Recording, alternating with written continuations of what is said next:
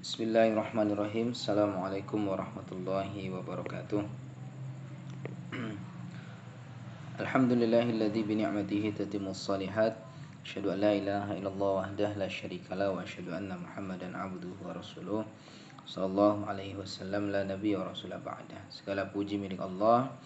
Salawat dan salam sama-sama kita berdoa kepada Allah semoga senantiasa dilimpahkan kepada Nabi kita Nabi Muhammad sallallahu alaihi wasallam, para sahabatnya dan orang-orang yang senantiasa mengikuti dan menjalankan sunnah-sunnahnya hingga hari kiamat kelak, dan mudah-mudahan kita termasuk di dalamnya. Baik kawan-kawan sekalian, pada pertemuan ini saya akan sampaikan lanjutan materi dari pertemuan sebelumnya ya. Ada dua tema yang akan saya sampaikan sebagai pengganti pertemuan kita untuk perkuliahan online ini ya, karena sebentar lagi akan diadakan UAS. Nanti sebagai bukti kehadiran silakan dibuat resume apa yang saya sampaikan ini.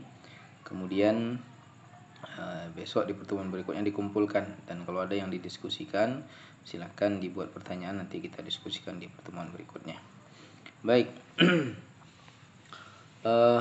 Pertama, materinya berkaitan tentang metode-metode perumusan. Yang kedua, metode-metode dalam pengkajian psikologi Islam. Nah, persoalan metode ini adalah persoalan epistemologi.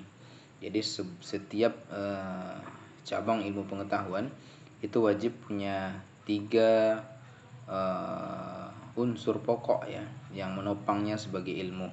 Tanpa 3 unsur ini maka dia tidak bisa disebut sebagai ilmu. Apa saja itu? Yang pertama namanya aksiologi. Ya, aksiologi itu ontologi. Ya, ontologi itu adalah hakikat ilmu. Ya, hakikat ilmu. Kalau dalam psikologi berarti hakikat ilmunya adalah jiwa. Tanpa ada ontologi, ya, tanpa ada hakikat yang dipelajari, maka ilmu itu tidak ada, psikologi itu tidak ada. Jadi kalau nggak ada jiwa maka psikologi nggak ada. Yang kedua epistemologi. Epistemologi itu berkaitan dengan metode atau cara untuk mempelajarinya. Ya. Ya. Jadi epistemologi itu ilmu tentang cara mempelajari sebuah ilmu. Ya. Nah, untuk psikologi Islam akan kita pelajari nanti bagaimana cara mengkajinya, ya, sehingga nanti bisa membuat rumusan proposal penelitian ya, yang nanti berguna untuk skripsi Anda. Yang ketiga adalah aksiologi. Aksiologi itu ya hasil dari sebuah ilmu, ya produk ilmu. Ya, dalam filsafat produknya harus ada. Jadi ilmu itu berguna. Ya, dalam psikologi apa produk ilmunya? Banyak ya, ada psikoterapinya, ada model-model konselingnya, dan kemudian ada teori-teori kaidah-kaidah tentang jiwa yang kemudian bisa digunakan untuk mendiagnosa, menganalisa keadaan jiwa seseorang atau jiwa manusia. Nah, 3 hal ini adalah pokok pangkal dari sebuah ilmu. Tanpa 3 hal ini maka ilmu tidak bisa berdiri. Ya, dia tidak bisa disebut sebagai sebuah ilmu. Nah, menurut Jamaluddin Ancok, secara epistemologi, psikologi Islam itu diperoleh dari 2 hal ya. Yaitu dari realita yang empirik. Jadi dari 2 realita ya. Itu realita yang empirik dan realita yang meta empirik. Nah, di sini berbeda dengan Barat. Kalau Barat hanya memperolehnya dari sesuatu yang empirik saja, ya. Hanya mengambil realita empirik saja. Yang meta empirik bagi mereka tidak menjadi suatu hal yang patut untuk dikaji dan bahkan dianggap tidak ilmiah, ya. Karena mereka tidak percaya kepada kitab suci. Sementara persoalan gaib itu semua ada di dalam kitab suci, dijelaskan. Ya, dalam Islam seperti itu. Sehingga semua perkara gaib yang ada dalam Al-Quran itu wajib kita imani dan kita anggap sebagai sesuatu yang benar, yang hak. Bahkan tidak bisa disandingkan dengan sesuatu yang ilmiah. Karena sesuatu yang ilmiah itu masih bisa dibantah apabila bantahannya itu punya hujah yang lebih kuat dari teori sebelumnya atau dari pendapat sebelumnya. Nah, Al-Quran tidak, dia tidak bisa dibantah, tidak bisa digugat ya, karena tidak ada hujah yang lebih tinggi daripada hujah Al-Quran ya. Dia akan saya jelaskan seperti apa hierarki pengetahuan di dalam Islam dan Barat. Baik, realita empirik yang pertama itu menjadi sumber psikologi Islam. Berarti semua atau segala sesuatu yang sifatnya empiris, yang bisa dijangkau oleh indera kita, ya, kelima indera kita, ya, dapat diraba, dapat didengar, dapat dilihat, dapat dikecap, ya, dapat dirasakan. Nah, ini realitas empirik, maka itu menjadi sumber ya pengetahuan ya. Dan yang kedua, ini yang paling penting, yang tidak ada pada psikologi barat, itu realitas meta empirik. Apa itu meta empirik? Meta empirik ini sesuatu yang tidak bisa diindra ya, tapi dia ada ya. Dia ada. Atau kita sebut juga dengan istilahnya perkara-perkara yang gaib ya, tidak dapat diindra tapi dia ada. Ya, apa contohnya? Malaikat, jin ya. Kemudian zat Allah ya. Ini semua kan nggak bisa kita indra, tapi itu ada. Dalam keyakinan kita ada dan berpengaruh kepada kita secara psikologis. Nah, jadi ini bisa menjadi sumber pengetahuan dalam psikologi Islam. Ya. Kemudian cara memperolehnya bisa dengan indera, ya, dengan indera kita, indera yang kita miliki. Kemudian bisa dengan rasio, dengan akal kita, ya, dan intuisi. Nah, ini beda dengan barat pada bagian ketiga, pada hal yang ketiga, itu intuisi. Barat tidak menggunakan intuisi, mereka tidak pakai intuisi. Bagi mereka intuisi itu sesuatu yang bullshitnya, omong kosong. Ya, dalam Islam tidak. Intuisi itu menjadi sumber pengetahuan, tapi dengan syarat dan ketentuan ketentuan tertentu. Artinya ada syarat dan ketentuan yang ketat, tidak sembarangan. Ya, tidak setiap orang bisa dipercaya intuisinya atau diambil intuisi yang dia miliki. Nanti ada syarat-syaratnya. Nah, dalam wacana psikologi Islam, menurut Nasori ada beberapa pertanyaan yang perlu dijawab berkaitan dengan metode atau epistemologi psikologi Islam ini. Yang pertama, metode apa yang digunakan untuk merumuskan psikologi Islam? Yang kedua, metode apa yang digunakan dalam mengungkap fakta empirik pada diri manusia? Nanti akan kita lihat ya. Nah, kemudian sebelumnya sudah saya sampaikan juga dalam pertemuan tatap muka kita bahwa setiap ilmuwan muslim itu harus memiliki Islamic worldview ya, atau cara pandang ilmu pengetahuan yang berdasarkan Al-Quran dan hadis ya. Artinya apa? Bahwa setiap ilmuwan muslim harus punya cara pandang Quran dan hadis. Artinya dia menyesuaikan cara pandangnya dengan cara pandang Quran. Apabila Quran mengatakan tentang suatu hal itu haram, maka dia harus haramkan, dia mandang itu haram.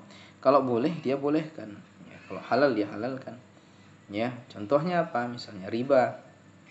Kalau Islam memandang riba itu haram, maka seorang ilmuwan juga memandang itu haram. Ya. Kalau Al-Quran mengatakan itu boleh misalnya, ya jual beli itu boleh, maka dia memandang jual beli itu boleh. Nah, artinya Islamic worldview itu adalah menyesuaikan cara pandang kita dengan cara pandang Quran. Ya, memang begitu seharusnya. Tanpa sikap seperti itu, maka mustahil ya mustahil psikologi Islam itu berdiri. Ya. Kalau cara pandang kita menyelisih cara pandang Quran dan hadis, artinya kita mengingkari apa yang ada dalam Quran dan hadis, dan ini tidak betul ya. Ini bisa konsekuensinya kita jatuh kepada kekufuran. Nah, maka seorang ilmuwan muslim harus punya cara pandang itu. Ya, berarti contohnya tadi masalah riba. Kalau riba dijelaskan dalam Quran konsekuensinya macam-macam ya. Banyak di situ. Halallahu al-bai' wa harrama riba. Ya, Allah halalkan jual beli, Allah haramkan riba. Kemudian yamhaqullahu riba wa yurbis shadaqat. Allah perangi riba dan Allah suburkan jual beli. Nah, konsekuensinya apa? Orang memakan riba itu sama dengan mendeklarasikan diri berperang dengan Allah. Nah, ini tentu bukan sikap muslim yang baik ya, menyatakan perang dengan Allah. Ya, jangankan perang dengan Allah, perang dengan dosa aja takut, nilainya jelek. Nah, ini sesuatu yang apa? Yang mustahil kita lakukan. Makanya dalam Quran banyak tentang riba ini wanti-wanti ya, pengaruhnya kepada diri kita nanti ketika dibangkitkan dalam keadaan mabuk. Kemudian dosa riba itu tidak hanya mengenai yang bertransaksi saja, juga saksinya, yang mencatat menjadi saksi ya, semua kena. Nah, artinya apa? Konsekuensi riba ini juga punya konsekuensi psikologis. Nah, kalau diteliti, maka cara pandang kita mesti menyesuaikan dengan cara pandang Quran ya. Berarti bisalah sebuah penelitian kita susun tentang riba. Misalnya apa? apa namanya, kita teliti tentang kebahagiaan hidupnya atau kesehatan mentalnya pelaku riba, kita teliti ya apakah orang-orang pelaku riba yang kelihatannya hidupnya mewah ya, fasilitas lengkap ya, gaji besar, itu berbahagia atau tidak ya. Karena dalam Islam dikatakan bahwa orang-orang seperti itu tidak bahagia, hidupnya justru sempit ya, karena dia menyatakan perang terhadap Allah. Maka secara psikologis mestinya hal ini bisa diteliti dan bisa dijelaskan secara ilmiah ya. Nah, kalau cara pandang kita menyesuaikan dengan cara pandang Quran. Tapi ada sebagian orang, dan ini dikatakan sendiri oleh Pak Fuad Nasri dalam bukunya, sebagian ilmuwan muslim malah tidak sepakat dengan cara pandang Islam. Mereka masih tidak setuju menjadikan Al-Quran sebagai sumber utama untuk menggali, masih meragukan itu ya, Islamic worldview ini ya, sehingga mereka tidak sepenuh hati mengangkat tema-tema dalam Al-Quran itu yang berkaitan dengan jiwa manusia seperti riba tadi ya. Ada yang menolak ini sensitif sekali, misalnya tidak layak untuk diteliti atau tidak bagus untuk diteliti karena nanti pelakunya banyak, termasuk mungkin nanti ya mohon maaf ya pelakunya ya dosennya sendiri ketika ya gimana nanti ketika ujian dan sebagainya, pertimbangannya macam-macam ya. Nah, ini menandakan bahwa Islamic worldview yang kita pakai belum sepenuhnya ya, seutuhnya, sehingga cara pandang Quran yang mestinya kita pakai sebagai ilmu muslim tidak bisa diimplementasikan dengan baik, dan ini akan berpengaruh pada bangunan psikologi Islam itu sendiri ya.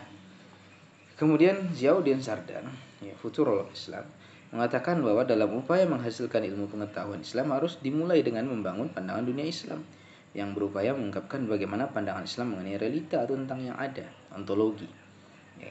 Jadi harus dengan cara pandang Islam ya. Kalau nggak, mustahil sebuah ilmu pengetahuan yang berbasis Islam itu mampu terkonstruksi dengan baik ya. Ya. Nah, ini kita lihat bagaimana pandangan para sufi ya, bagian dari kelompok muslim dalam memandang realitas tadi. Orang sufi memandang alam itu ada dua dimensi. Yang pertama dimensi makrokosmos, maksudnya dimensi makrokosmos itu seluruh tatanan ciptaan Tuhan, berarti termasuk di dalamnya jin, malaikat, alam semesta ini ya, selain Allah. Jadi yang dimaksud dengan alam itu segala sesuatu selain Allah ya, Allah bukan alam. Berarti galaksi, bima sakti, matahari, jin, malaikat, semuanya alam ya, dan itu akan hancur. Yang tidak hancur hanya Allah saja. Yang kedua, mikrokosmos. Apa itu?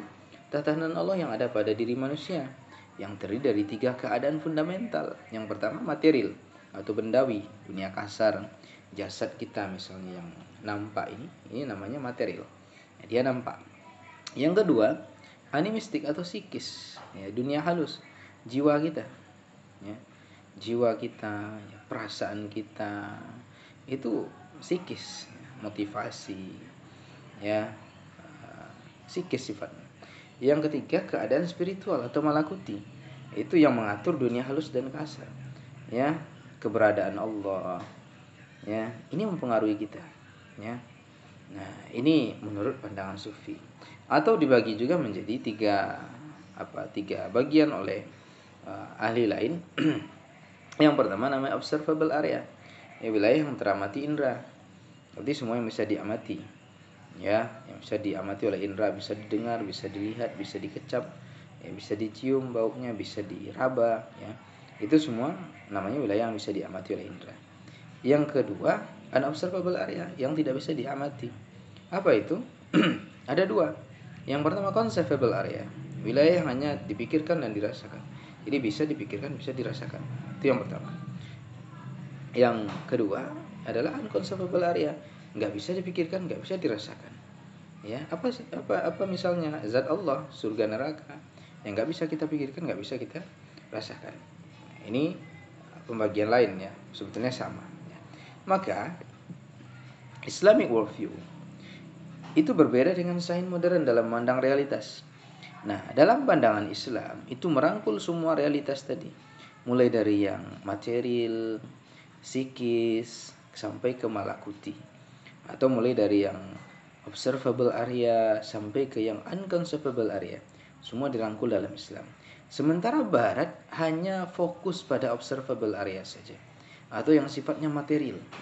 Ya, yang non material seperti sifat malakuti tadi atau unconceivable area tadi tidak diakui, bahkan tidak dikaji sama sekali. Ya, ini perbedaan Islam dan Barat dalam memandang realitas. Jadi realitas dalam psikologi Islam jauh lebih luas dibandingkan realitas yang ada dalam perspektif Barat. Ya, ini perbedaannya. Henry Margene dalam bukunya The Scientist ya, mengatakan bahwa dunia sains modern hanya beroperasi pada observable facts saja, pada fakta-fakta yang bisa diobservasi saja. Suatu dunia pengalaman terbatas yang hanya mengizinkan pencerapan-pencerapan yang kita terima secara langsung melalui indera, ditambah proses murni logika untuk memilih, memutuskan, dan memberi penalaran. Ini menurut Fuad Nassari 2010. Jadi memang orang Barat hanya fokus pada observable area saja, pada hal yang bisa diamati di indera saja. Di luar itu mereka nggak bisa melakukan karena mereka menolak kitab suci yang banyak berbicara tentang persoalan yang sifatnya metafisika tadi atau metaempiris tadi. Nah, ini perbedaan Islam dan Barat dalam memandang realitas. Islamic worldview, cara pandang Islam dan Barat tentang realitas itu berbeda. Yang kedua, ada tantangan ya apabila kita membangun epistemologi psikologi Islam ini. Ya, tantangan ini menurut Fuad Nassari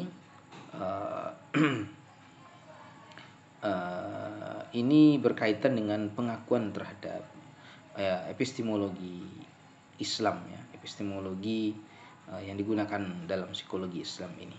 Yang pertama, tantangan ke dalam ya. Melalui epistemologi ini bertujuan membangun peradaban yang baru berdasarkan Islam, yang dikonseptualisasikan dan dengan landasan Islam. Nah, maka akan muncul kecenderungan mengabaikan peradaban yang sudah ada, sementara umat Islam sudah membaur dengan peradaban modern. Jadi tantangan pertama itu berkaitan dengan sikap kita yang berlebihan menolak Barat ya. Ini nggak begitu ya. Jadi tetap kita pakai peradaban yang ada ini, kemudian kita filter, kita saring ya, kita adopsi ya, bukan dibuang semuanya ya, karena kita sudah membaur dan banyak juga yang baik dari peradaban ini. Yang kedua, tantangan keluar, yaitu Islam punya kewajiban untuk mendialogkan epistemologi ini dengan Barat sehingga diakui ya, diakui secara konvensional ya oleh orang-orang Barat, sehingga tujuan Islam rahmatan lil alamin itu bisa tercapai. Nah, ini tantangan kedua. Maka harus didialogkan dengan orang Barat ya, dari mereka tidak percaya menjadi percaya dengan intuisi misalnya ya, karena mereka nggak percaya intuisi, kemudian kita tawarkan, kita dialogkan ya, kita suguhkan bukti-bukti ilmiah ya, sehingga mereka mengakui itu. Ini ada beberapa pokok perbedaan psikologi, metode psikologi Islam dan modern. Satu, psikologi Islam wilayah kajiannya observable area. Psikologi Barat ya, wilayah kajiannya observable area saja. Sementara psikologi Barat itu observable area iya, conceivable area iya, unconceivable iya. Itu semua wilayah bisa dikaji karena kita punya panduan Quran dan hadis untuk persoalan yang kedua yang tidak dikaji oleh yang Barat itu. Metode dalam psikologi Islam lebih beragam ya. Selain metode ilmiah juga ada non ilmiah, sementara Barat hanya fokus pada metode ilmiah saja. Ya, objek kajian dalam psikologi Islam manusia sebagai makhluk Tuhan, sementara dalam Barat itu hanya fokus pada perilaku dan segala yang terindra pada manusia. Sumber kajiannya yang pertama realitas yang ada, yang kedua Quran, hadis, khazanah ilmuwan Islam klasik, itu semua bisa menjadi sumber kajian Islam. Sementara di Barat yang fokus pada data-data realitas, yang berarti yang terindra saja. Nah, ini perbedaannya. Yang kedua, metode perumusan psikologi Islam. Ya. Pada dasarnya, psikologi Islam dirumuskan menggunakan metode ilmiah, ya, method of science. Kemudian ditambah dengan metode keyakinan, metode tenacity, kemudian ratiosinasi, kemudian ada namanya metode otoritas, ada namanya metode intuisi. Ya, dan eksperimen spiritual. Ini yang ditawarkan oleh Fuad Nassari dalam bukunya. Nah, Namun dalam perumusan teori psikologi Islam ada penekanan pada metode keyakinan, rasiosinasi, dan otoritas. Sementara di lapangan bisa digunakan metode ilmiah, plus intuisi dan eksperimen spiritual. Sedangkan dalam praktik perlu banyak menggunakan metode ibadah, otoritas, dan keyakinan. Nah, ini pendapat Fuad Nasri. Sekarang kita jelaskan satu-satu. Apa itu metode tinasi atau metode keyakinan? Metode keyakinan ini menekankan pada keyakinan tanpa ada sedikit pun keraguan kepada ajaran Islam yang sumbernya Quran dan hadis. Jadi wajib memang dari awal memang saya sampaikan. Kalau mau bangun ilmu psikologi yang berbasis Islam, ya, konstruksi teori psikologi yang Islam, wajib syaratnya punya keimanan dan keyakinan kepada Quran dan hadis tanpa sedikit pun meragukan. Ya, terlepas dari persoalan itu atau terlepas dari apa yang dikatakan Quran dan hadis itu bisa dicerna oleh akal atau tidak dicerna oleh akal kita. Ya, kalau bisa dicerna oleh akal kita, ya sewajarnya kita yakini. Tapi bagi yang tidak bisa dicerna, maka sikap kita juga harus meyakini, tidak boleh mengingkari. Karena yang bermasalah itu bukan Quran hadisnya, tapi akal kita yang terbatas.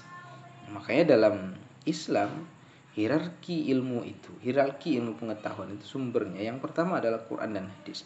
Yang kedua baru rasional kita. Ya, beda dengan Barat. Bagi Barat yang paling tinggi adalah rasio mereka. Wahyu itu di bawah rasio, sehingga kalau wahyu bertolak belakang dengan rasio, maka wahyu ditolak. Rasio yang mereka pakai. Ini di Barat, sehingga kitab suci bagi mereka ya bisa dirubah-ubah sesuai keinginan mereka, sesuai akal mereka. Jadi diakal-akali ya, supaya kitab suci jadi sama dengan akal pikiran manusia. Dalam Islam tidak, kitab suci tidak boleh dirubah, tapi pikiran kita yang harus dirubah agar sesuai dengan Quran dan hadis, sunnah Nabi. Ciri ilmu pengetahuan dalam Islam adalah wahyu Allah ditempatkan di atas. Nah, ini saya jelaskan barusan. Ya, jadi rasio harus tunduk kepada wahyu, bukan sebaliknya. Keyakinan ini dilandasi bahwa Allah yang menciptakan manusia, sehingga Allah tahu apa yang terbaik untuk manusia. Jadi semua yang disampaikan Quran, semua yang ada dalam hadis Nabi yang sahih dituntunkan Nabi, itu adalah segala yang baik untuk manusia. Jadi kalau dilakukan oleh manusia, maka manusia ini akan menjadi manusia yang paripurna, manusia yang utuh sebagai manusia, tidak terpecah-pecah kepribadiannya, ya, atau mentalnya, utuh sebagai manusia sehingga sehat secara mental. Artinya apa? Kalau ada yang meninggalkan kewajiban agama, misalnya tidak puasa, tidak sholat, artinya dia mulai meruntuhkan mentalnya, meruntuhkan keutuhan manusianya. Tapi bagi yang taat, bagi yang ya menjalankan kewajiban agama, menambah dengan yang sunnah-sunnah dan lain-lain, artinya dia membangun jiwanya supaya utuh. Ya, ini logika sederhananya seperti itu. Nah, oleh karena itu manusia wajib mempelajari Quran agar perilaku, perasaan, dan cara berpikirnya sesuai kehendak Allah. Ya, maka wajib belajar Quran dan meyakini apa yang disampaikan oleh Quran dan hadis. Nah, namun ada persoalan yang muncul. Apa itu? Ya, sebagian ilmuwan psikologi, ini dalam buku Fuad Nasri juga dikatakan, belum sepakat menempatkan kitab suci sebagai sumber untuk merumuskan ilmu pengetahuan modern, sehingga di beberapa kampus masih terdapat penolakan terhadap acuan teoritis yang dikutip dari Quran dan hadis. Ya ini maklum ya, ini pengaruh Barat sangat lama sekali sehingga mendarah daging dalam ilmuwan Muslim, tidak ada ilmuwan Muslim. Ya, mestinya kan yang digali itu adalah pandangan-pandangan Quran dan hadis. Ya, nanti ada cara-cara yang ditawarkan. Itu seperti cara-cara kemarin yang sudah kita bahas pada pola-pola. Hana Jamhana Bastaman mengatakan bahwa mengusahakan kesepakatan ilmuwan Muslim untuk menjadikan Quran dan hadis sebagai rujukan utama untuk membangun Islam harus diusahakan.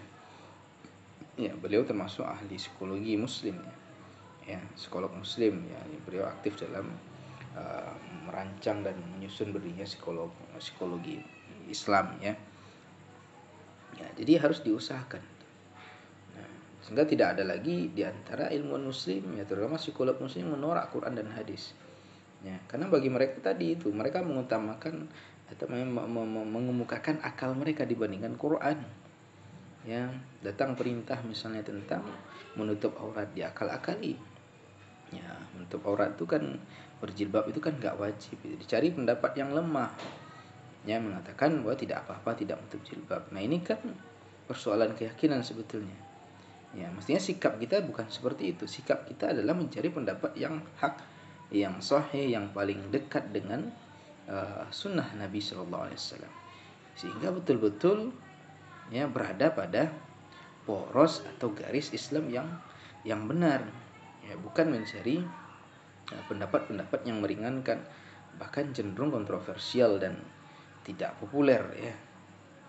Nah, ini persoalan kita di internal umat Islam.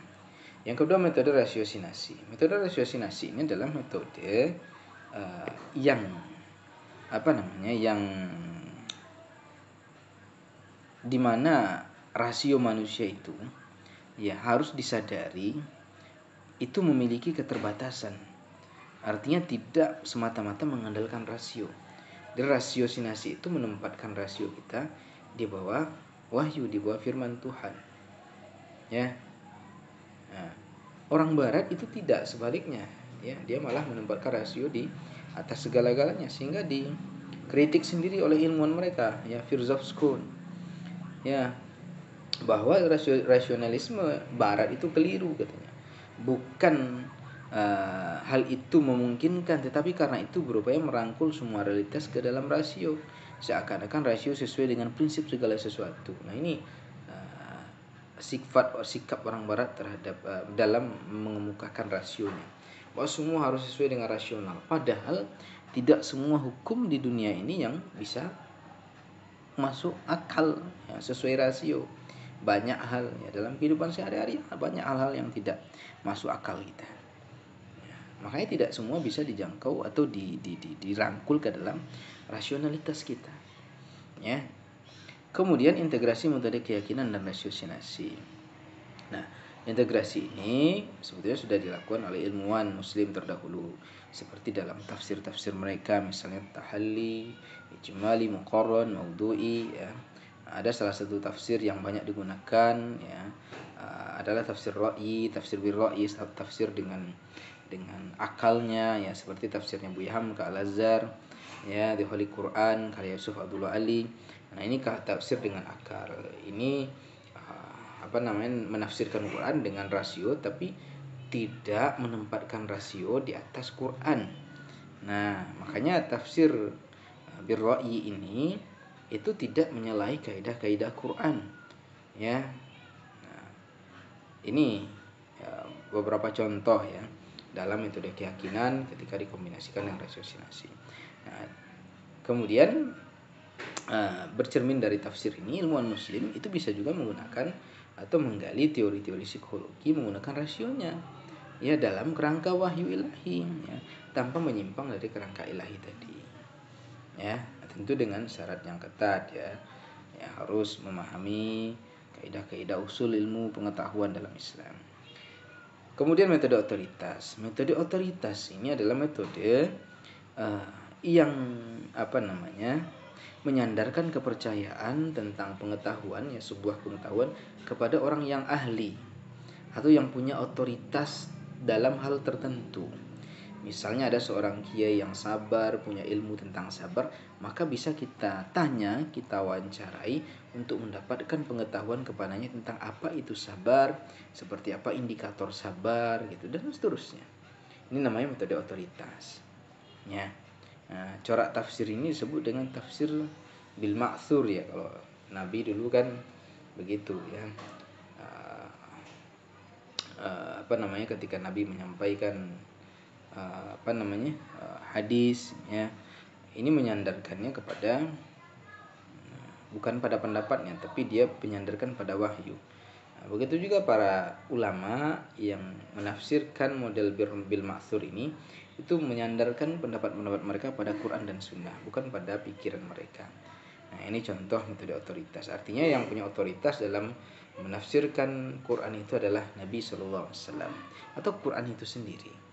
Maka dia penafsiran bil ma'thur ini menafsirkan Quran dengan Quran atau Quran dengan hadis. Nah, itu bil ma'thur. Nah, ini model lain dari otoritas ya. Nah, dalam psikologi Islam bisa kita gunakan modelnya seperti tadi. Yang ada orang yang kita ketahui soleh, baik agamanya, luas pengetahuan tentang Islam dan dia mengamalkan ajaran Islam, bisa kita tanya kepadanya tentang konsep ya yang berkaitan dengan Islam, misalnya tentang kesabaran, keikhlasan, kesyukuran, itu bisa kita tanya. Nah, dan kita konstruksi teori dari apa yang dia sampaikan, apa yang dia jelaskan, karena kita anggap dia punya otoritas. Oke, itu ya. Kemudian metode penelitian lagi. Nah, berkaitan metode penelitian dalam psikologi Islam itu apa namanya? Secara umum sama dengan barat, tapi ada beberapa perbedaannya. Ya, ada tambahan-tambahan nanti yang mungkin bisa dijadikan opsi dalam penelitian. Ya. Secara umum di kalangan ilmuwan ada dua asumsi mengenai metode penelitian yang mengkaji manusia. Yang pertama, asumsi mengatakan bahwa mengkaji manusia itu hanya bisa dilakukan dengan metode sains modern. Yang pertama. Yang kedua, pendapat yang mengatakan bahwa karena manusia adalah makhluk kompleks, metode yang digunakan juga harus kompleks. Artinya ada peluang metode lain untuk mengkaji manusia selain metode ilmiah. Nah, nanti ditawarkan dalam psikologi Islam apa saja metode itu. Ya. Posisi para pengkaji psikologi Islam ya, dalam simposium nasional yang kedua tahun 1996, Hana Jumhanam Bastaman mengatakan selain menggunakan metode ilmiah yang sangat tinggi kadar rasionalitasnya, psikologi Islam juga mengakui bahwa pengetahuan itu dapat diperoleh melalui intuisi dan ilham sebagai petunjuk Tuhan. Nah, ini metode yang ditawarkan selain metode ilmiah. Ya. Maka dalam pengkajian psikologi Islam, metode yang ditawarkan ada metode ilmiah dan ada metode non ilmiah. Metode ilmiah apa saja? Ya, semua metode yang sudah ditawarkan oleh Barat ya. Dengan pendekatan kuantitatif, kualitatifnya, kemudian dengan variannya ya, jenis-jenis metodenya itu bisa kita pakai ya, dengan observasi, dengan wawancara dan seterusnya ya. Ini bisa kita pakai. Nah, kemudian ada cara non ilmiah ya.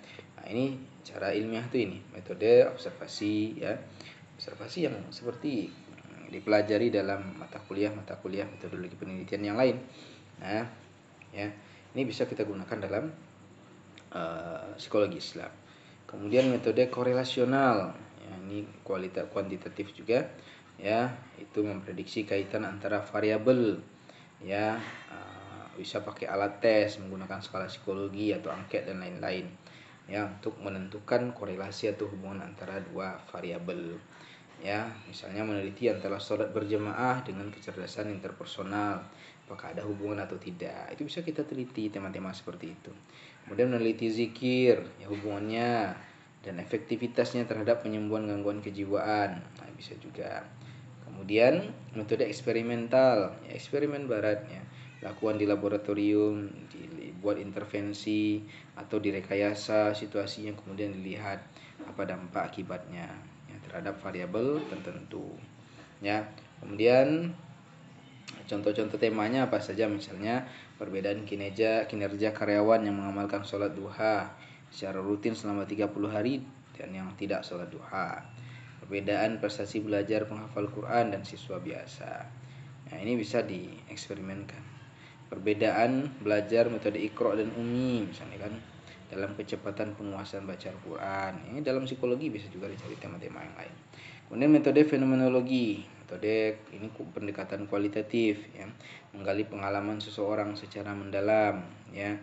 Misalnya meneliti bagaimana spiritualitas santri penghafal Quran, spiritualitas kiai ya, spiritualitas para mualaf ya, bagaimana melakukan konversi, kemudian bagaimana perjalanan religiositasnya, ini bisa diteliti.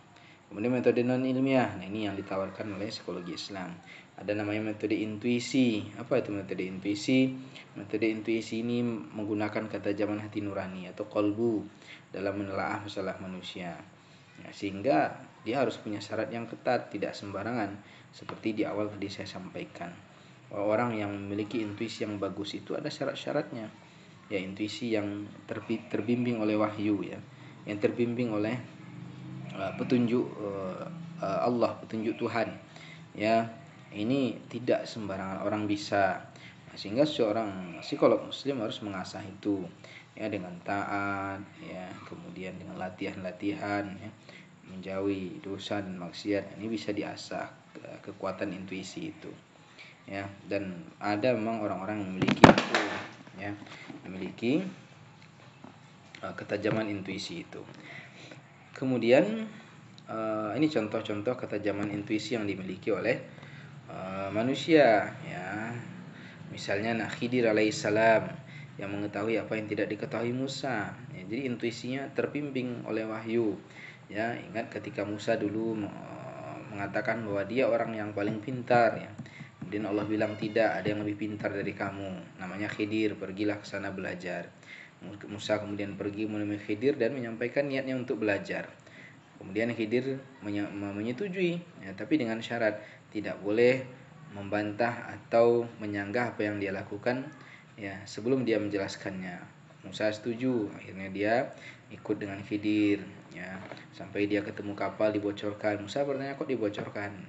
Melanggar syarat tadi. Ya, Khidir memperingatkan, kan udah saya ingatkan tadi, ya, jangan menyanggah atau bertanya dulu sampai saya menjelaskan.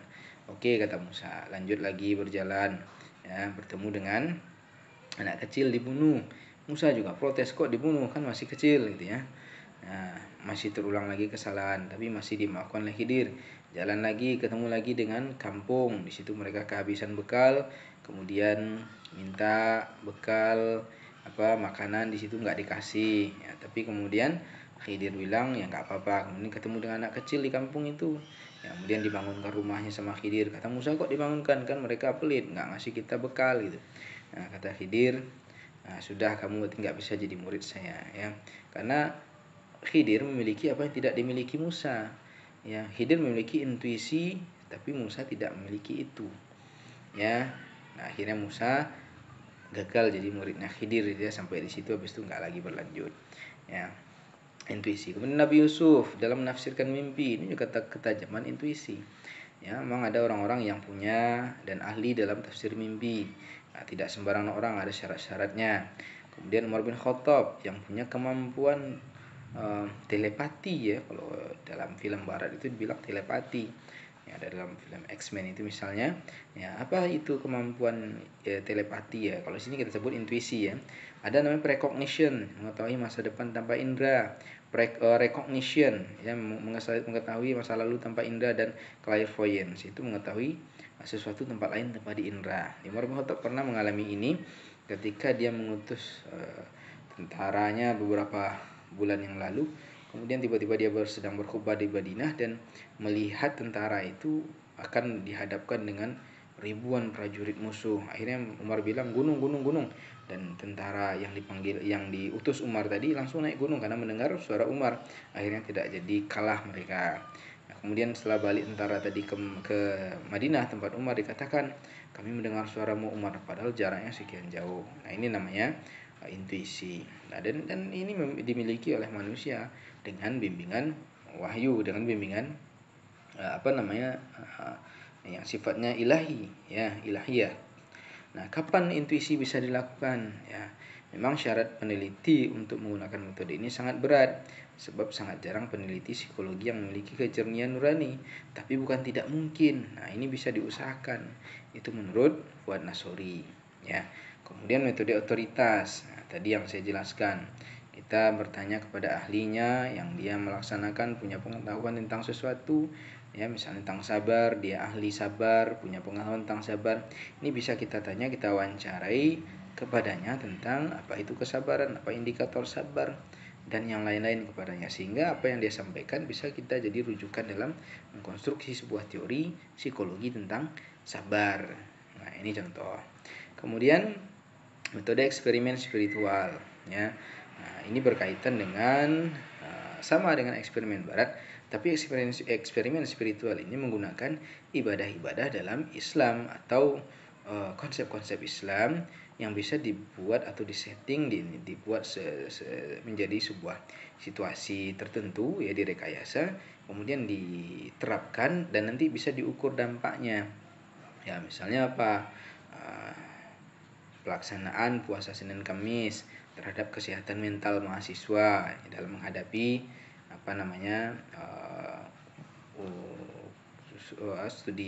akhir studinya, misalnya masa studinya misalnya kan, atau dalam menjalankan tugas dalam buat skripsi misalnya, ini bisa digunakan. Atau yang lain misalnya zikir, ya sholat duha, ya, dan lain-lain. Jadi dieksperimenkan, kemudian dilihat dampaknya kepada jiwa seseorang atau kelompok. Nah, inilah tawaran dalam psikologi Islam tentang bagaimana merumuskan psikologi Islam dan metode-metode yang bisa digunakan untuk mengkaji psikologi Islam, ya. Nah, saya kira ini bisa digunakan untuk menyusun proposal yang sudah kalian rencanakan itu, ya, yang mau kalian buat itu, ya. Nah, jika ada pertanyaan dan diskusi, boleh nanti didiskusikan pada pertemuan berikutnya, dan buat resume sebagai bukti kehadiran pada perkuliahan ini. Saya kira itu saja materi kita. Wabillahi taufik. Assalamualaikum warahmatullahi wabarakatuh.